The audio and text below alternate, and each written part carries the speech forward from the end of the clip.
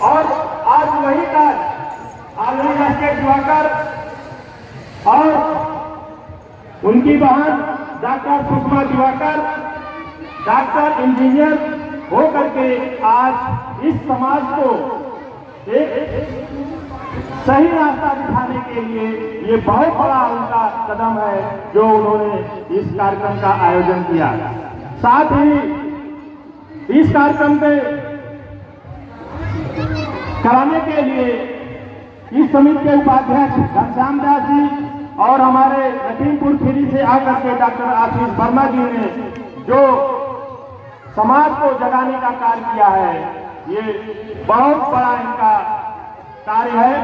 साथियों, बाबा साहब ने कहा था कि हम शिक्षित हों, पढ़ लिख करके जब हम शिक्षित होंगे और जब शिक्षित होंगे तो संगठित होंगे, संगठित हो करके हमारी सत्ता होगी, हमारी हुकूमत होगी और शासक बनने की श्रेणी में होंगे। साथियों, पढ़ लिख करके जो बाबा साहब का सपना था,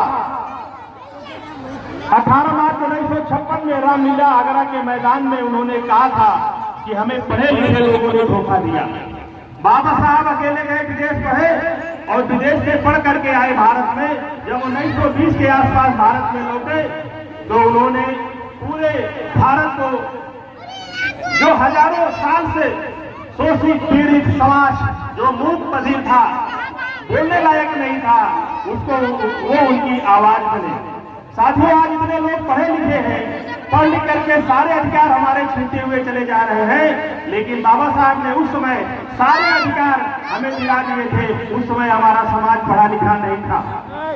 आज इतने पढ़े लिखे होने के बावजूद, आर्थिक रूप से, सामाजिक रूप से और सांस्कृतिक रूप से भी इतने सक्षम होने के बावजूद भी आज हमारा हक अधिकार छीना जा रहा है। साथियों, ये जो बहुजन समाज है, बहुजन समाज भूमिहीन समाज है, आर्थिक रूप से कमजोर है। जब बाबा साहब ने संविधान में बनाया तो उसी के आधार पर हमें आरक्षण मिला और आज आरक्षण से हम लोग शिक्षा के क्षेत्र में पढ़ लिख करके विभिन्न पदों पे गए और हम आज अपने समाज की नुमाइंदगी करेंगे। लोग पढ़ लिख गए, नौकरी सर्विस पा गए, लेकिन अपने जिस समाज से गए उस समाज की तरफ देखा नहीं और आज हमारा समाज वही है। अगर उस समय से लेकर के अगर हम अपने समाज को तैयार किए होते तो आज जो हमारा समाज जो 5 किलो राशन पर अपना वोट दे रहा है, आज हमारी हुकूमत होती, हमारी सत्ता होती।